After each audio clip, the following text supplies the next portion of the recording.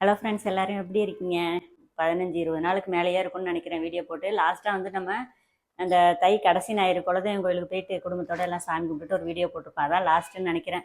அதுக்கப்புறம் தையல் வேலை, வீட்டு வேலைன்னு அப்படியே வேலை அதிகமாக இருந்துருச்சு. எனக்கு கொஞ்சம் வீடியோ எடுக்கிறதுக்கான வாய்ப்பு இல்லை. அதனால சரி அப்படியே விட்டுட்டேன். ரொட்டீனாக எடுக்க வேண்டிய வீடியோஸ்லாம் என்னால் வந்து ரொம்ப ஃபோக்கஸ் பண்ண முடியல. அதனால் பார்க்குறேன், இனிமேல் தொடர்ந்து அப்படியே வீடியோ போடுறதுக்கு ட்ரை பண்ணுறேன்.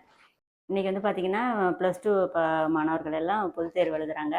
அவங்க எல்லாருமே தேர்வில் நல்ல மதிப்பெண்கள் அதிகமாக வாங்கி தேர்ச்சி பெறணும்னு நம்ம எல்லார் சார்பாகவும் நம்ம வந்து எல்லா குழந்தைகளையும் வாழ்த்தலாம். அதே மாதிரி இப்போ பார்த்திங்கன்னா என் பையனும் +2, அதனால தான் மெயினாக இந்த ரீசன் இது வந்து தெரிவிக்கணும்னு நினச்சேன். இன்னிலேருந்து தான் எக்ஸாம் ஸ்டார்ட் ஆகுது. ஒரு சின்ன டிப்ஸ் வந்து பிள்ளைங்களை வந்து படின்னு ரொம்ப வந்து அவங்கள வந்து ஃபோர்ஸ் பண்ணாமல் கொஞ்சம் அவங்கள வந்து சில விஷயங்கள் அப்படியே அவங்களுக்கு தகுந்த மாதிரி கொஞ்சம் அட்வைஸ் பண்ணாலே பிள்ளைங்களுக்கு பிடிக்க மாட்டேங்குது.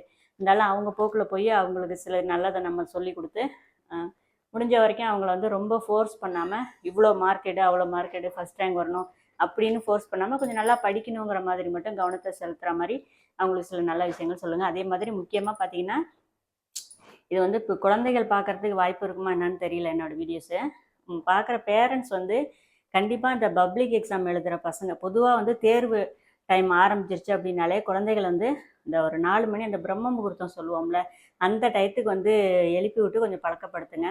நான் அந்த டயத்தில் எழுதுறது என் பையன் 10வது படிக்கும்போது அதை ஃபாலோ பண்ணது வந்து எனக்கு நல்ல ஒரு மாற்றம் தெரிஞ்சுது. அதனால அது எல்லா குழந்தைகளுக்கும் அந்த மாதிரி அந்த நல்ல விஷயம் வந்து போய் சேரணும். ஒரு 4 மணிக்கு எழுப்பி விடுங்க. நைட்டு வந்து முன்னாடியே அதாவது ஒரு 9 மணிக்கெலாம் அவங்கள தூங்க சொல்லிவிடுங்க. நைட்டு கண் முழிச்சு படிக்கணும்னு அவசியம் இல்லை. விடிய காத்தால அந்த 4 மணிக்கு எந்திரிச்சு பிள்ளைங்களை வந்து படிக்க வைங்க. சில பிள்ளைங்க தானாக எழுந்திரிச்சிருவாங்க, சில பிள்ளைங்க வந்து பழக்கம் இல்லாதனால நம்ம தான் கொஞ்சம் அவங்கள ஊக்கப்படுத்தணும்.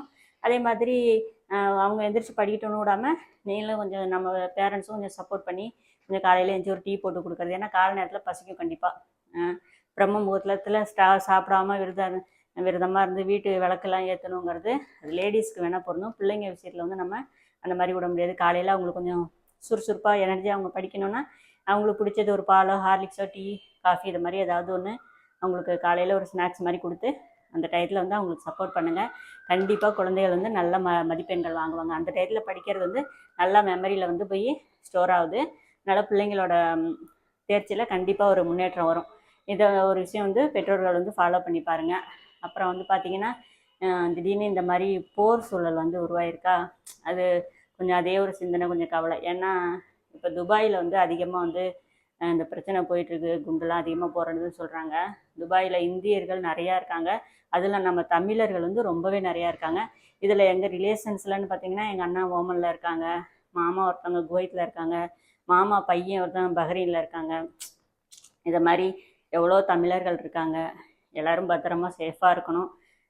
சீக்கிரமே இந்த போர்லாம் இல்லாமல் அமைதியான சூழல் உருவாகி எல்லோரும் மகிழ்ச்சியாக, மக்கள்லாம் மகிழ்ச்சியாக எப்போதும் போல் இருக்கணும் அப்படின்னு ஒருத்தர் வந்து நமக்காக வேண்டிக்கிறதோட பொதுவாக பிறருக்காக வேண்டிக்கிறது வந்து, அதாவது மற்றவங்களுக்காக வேண்டிக்கிறது வந்து கண்டிப்பாக பலன் தரும்.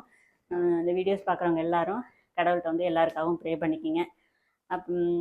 அப்புறம் வேறு என்ன முக்கியமாக இன்னொரு விஷயம், ஆன்லைனில் ப்ராடக்ட் வாங்குறப்ப இந்த ஒரு விஷயம் கவனமாக வாங்குங்க. இங்கே பாருங்கள், எனக்கு வந்து நான் அமேசானில் தான் எனக்கு செட் ஆனது வந்து அமேசான் தான். வேறு எந்த ஆப்பும் வந்து நான் வந்து யூஸ் பண்ணல. அதாவது ஆன்லைன் ப்ராடக்ட் வாங்குகிறேன் அப்படின்னாலே எனக்கு அமேசான் தான் செட் ஆகிடுச்சு. ஏன்னா யூடியூப் சேனல் ஆரம்பித்ததுலேருந்து மைக்கு, அந்த ஸ்டாண்டு, நம்ம யூடியூப் அந்த வீடியோஸ் எடுக்கிறதுக்கு தேவையான எல்லா ஐட்டமும் நான் வந்து அமேசானில் தான் வாங்கியிருக்கேன். இப்போ சாரீ 2 வாங்கினேன், அதுவும் சூப்பராக குவாலிட்டியாக 400 ஒன்று 300 ஒன்று. அந்த ரேட்டுக்கு ரொம்பவே சூப்பராக எனக்கு வந்து நான் நினச்ச மாதிரி வந்துருச்சு. இதில் நான் நினைக்காத சில மிஸ்டேக், இது வந்து கண்டிப்பாக வந்து இது அவங்களோட தப்பு இல்லை, இது என்னோடய தப்பு தான் முழுக்க. இது வந்து சொன்னால் உங்களுக்கு கொஞ்சம் யூஸ்ஃபுல்லாக இருக்கும்ல, அதுக்காக நான் போடுறேன். இது வந்து நான் இந்த கிச்சனில் இந்த மூலையில் சின்ன மிளகுத்தூள், ஜீரகத்தூள், கடுகு, வெந்தயம்லாம் வச்சுருப்போம்ல, நான் எல்லாமே தனி டப்பாவில் தான் வச்சுருப்பேன். 5 டப்பா மாதிரி வச்சுக்கிட்டா அது வந்து கொஞ்சம் செட் ஆகலை எனக்கு, ஒன்றோட ஒன்று கலந்துடுற மாதிரி இருக்குது. அதனால் எல்லாத்துக்குமே தனித்தனி பாக்ஸ் போட்டு ஒரு ட்ரேயில் போட்டு வச்சுருக்கேன். அது கீழேயே இருக்கனால எண்ணெய் பிஸ்கு அதிகமாகுதா, சரி இது ஸ்டாண்டு மாதிரி செவுத்தில் அடிச்சுட்டு மரத்தில் ரொம்ப வேணாம், வெயிட்லெஸ்ஸாக இருக்குமேன்ட்டு ஆர்டர் போட்டு ஒன்று வாங்கினேன். 2 ஸ்டாண்டு வந்துச்சு, பேராக தான் வருது. ரேட்டு கூட மறந்து போச்சு, 1 மாதத்துக்கு மேலே ஆகுது இது வாங்கி. 600ன்னு நினைக்கிறேன் 2 ஸ்டாண்டும். அது மாதிரி வாங்கினேன்னா, இல்லை என்ன ஒரு மிஸ்டேக் பண்ணிட்டேன்னா, நான் சர்ச் பண்ணது கிச்சன் ஸ்டாண்டுன்னு தான் சர்ச் பண்ணேன். ஆனால் நீங்கள் கரெக்டாக ப்ராடக்ட் நீங்கள் ஆட் டு கார்ட் கொடுக்கறதுக்கு முன்னாடி மேலே உள்ள அந்த கரெக்டாக நம்ம போட்ட பொருள் தான் அதில் இருக்காங்கிறத படித்து பார்த்துருங்க. அதுக்கப்புறம் நீங்கள் அதோட நீளம் அகலம் இதெல்லாம் கரெக்டாக அதில் போட்டிருக்காங்க, மெஷர் பண்ணியிருக்காங்களே, அந்த அளவெல்லாம் கரெக்டாக படித்து பார்த்துட்டு அதுக்கப்புறம் ஆர்டர் பண்ணுங்கள். நான் என்ன இப்போ மிஸ்டேக் பண்ணிட்டேன், நான் சர்ச் பண்ணப்போ மேலே இது வந்துச்சா, இது கிச்சன் ஸ்டாண்டுன்னு நினச்சி நான் போட்டுட்டேன். கடைசியில் பார்த்தா அது என்ன ஆயிடுச்சுன்னா, வீட்டுக்கு வந்ததுக்கப்புறம் என்ன இவ்வளோ குட்டியாக இருக்குது, ரொம்ப சின்னதாக இருக்குல்ல, நம்ம கிச்சன் ஜாமான் எல்லாத்தையும் வைக்கிறது ரொம்ப கஷ்டம், வெயிட்டு கூட தாங்கும்னு நினைக்கிறேன். ஆனால் ரொம்ப சின்னதாக இருக்குது. இது என்ன, வேறு வழி இல்லை, முடிக்கிதான் ஆகணும், இருக்குது, வைக்க வேண்டிய அளவுக்கு வச்சுக்க வேண்டியதான், வேறு என்ன பண்ணுறது. இது வந்து பாத்ரூம் ஸ்டாண்டாம், அதாவது ஷாம்பு பாட்டிலு இது மாதிரி சின்ன சின்ன சோப்பு டப்பா இது மாதிரி வைப்போம்ல, பாத்ரூம் ஸ்டாண்டாம். அதுக்கப்புறம் ப்ராடக்ட் வந்ததுக்கப்புறம் நான் வாங்கினேன்ல, அதை போய் பார்க்குறேன், என் பையன் சொல்கிறான், இங்கே பாருமா இல்லை நீ பாத்ரூம் ஸ்டாண்டுன்னு இருக்க, அதை போய் ஆர்டர் போட்டுட்டம்மான்னு. ஒரே சிரிப்பாக போயிடுச்சு. வேறு என்ன பண்ணுறது, இது நம்ம மிஸ்டேக்கு. அதை மாதிரி நீங்கள் ஆர்டர் போடுறீங்க அப்படின்னா கரெக்டாக அந்த ப்ராடக்ட்டு நீங்கள் தேடுறது அந்த அளவு நீளத்தோடு இருக்கா, நீங்கள் தேடுற ப்ராடக்ட் தான் மேலே இருக்காங்கிறத கரெக்டாக ஃபுல்லாக டீட்டெயிலாக படித்து பார்த்துட்டு அதுக்கப்புறம் ஆர்டர் போடுங்க. மற்றபடி ஆன்லைனில் வாங்குறது வந்து பெனிஃபிட் தான் என்னை பொறுத்த அளவுக்கு. எனக்கு வந்து எல்லாமே கரெக்டாக இது வரைக்கும் வந்திருக்கு. அமேசானில் மட்டும்தான் நான் வாங்கிட்டு இருக்கேன். இடையில வந்து எங்கள் அண்ணன் பசங்களுக்கு வந்து மீஷோவில் ட்ரெஸ் வாங்கினேன். எனக்கு என்னமோ அந்த குவாலிட்டி அவ்வளோ பிடிக்கல. எனக்கு இதில் வர்றது பிடிச்சிருக்கு. ஒவ்வொருத்தருக்கு ஒவ்வொன்று செட் ஆகும்ல, ஒரு இது அது மாதிரி எனக்கு அமேசானில் போடுறது எல்லாமே எனக்கு கரெக்டாக இருக்கும். இந்த ஒரு விஷயம் அப்படியே உங்களோட ஷேர் பண்ணிக்கணும்னு நினச்சேன். காலையில் பார்த்தீங்கன்னா இட்லி தான், இட்லி ஊற்றி தேங்காய் சட்னி வச்சு சாப்பிட்டு போயாச்சு. மத்தியானத்துக்கு சமைக்கணும், இன்றைக்கி மகம். அதனால் நான்வெஜ் நமக்கு விருதம் இல்லைனாலும் இது மாதிரி ஒரு முக்கியமான தினத்தில் நான்வெஜ் எடுக்காமல் இருந்தோம்னாலே கொஞ்சம் மனசுக்கு திருப்தியாக இருக்குமா.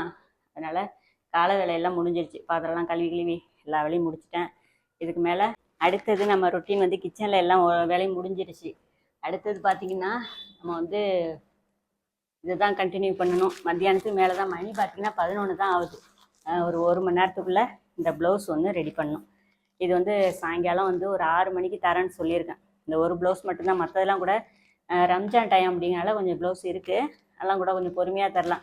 இதுதான் அர்ஜென்ட் ஒர்க் இன்றைக்கி. இதை முடிச்சிட்டேன்னா அதுக்கப்புறம் மத்தியானம் போய் என்னோடய சமையல் வேலையை பார்க்கணும். இன்றைக்கி ரொட்டீன் இப்படி தான் போகும்.